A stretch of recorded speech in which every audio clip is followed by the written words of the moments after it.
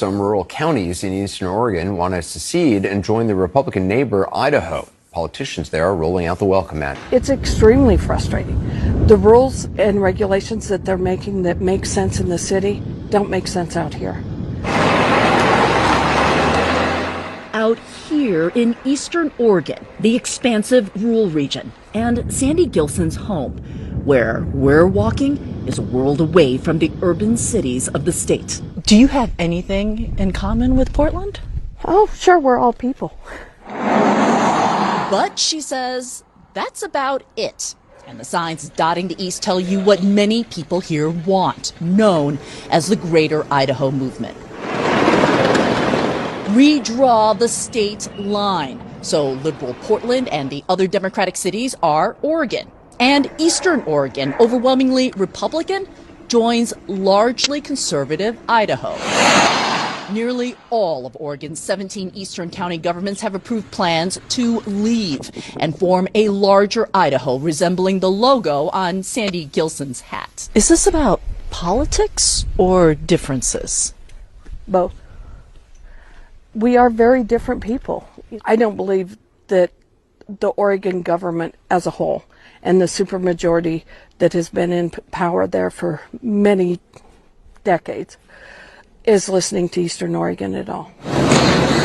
It just overwhelmingly hit me. This makes sense. So much so that Idaho State Representative Barbara Ehart, a Republican, co-sponsored a bill to begin dialogue with Oregon. This is where all the big decisions are made for the Idaho legislature. The bill passed the Idaho House and is now before the Senate.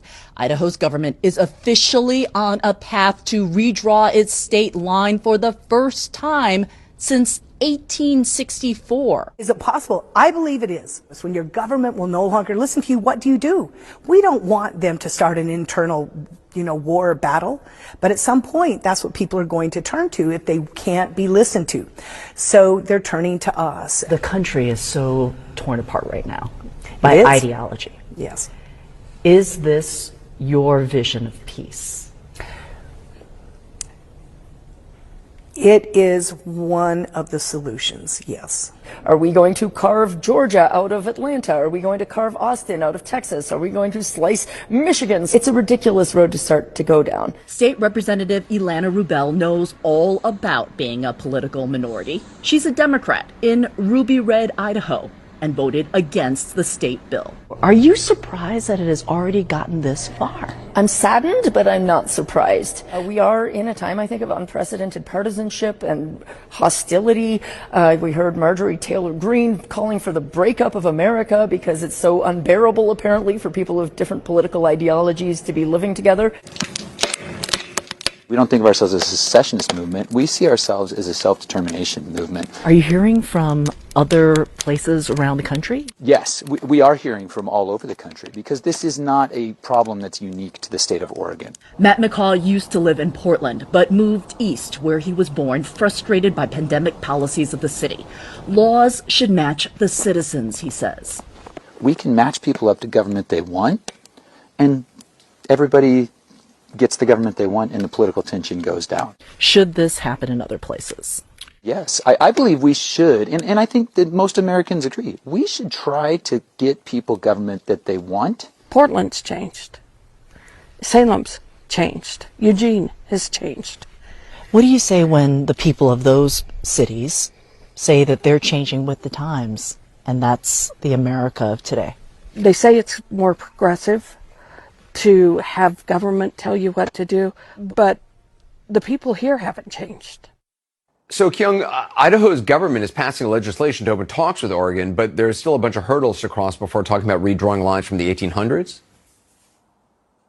Yeah, exactly. I mean, a bunch of hurdles. Yes, there has been progress in Idaho, but there's a similar measure in Oregon, and that hasn't quite gotten traction yet. But if these two states agree, if they redraw state lines, there's an even bigger hurdle, and that's that they need approval from Congress.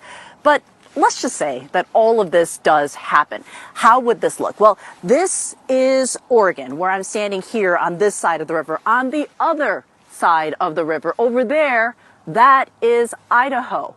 Where I'm standing here in Oregon, this would become Idaho, just like 250 miles to my north, to my west, and to my south. All of this would form a new giant Idaho. It would be one of the largest geographic states in the entire country. Anderson, organizers say it would be about the size of Montana. Wow. Anderson? Kyung La, thank you. Appreciate it.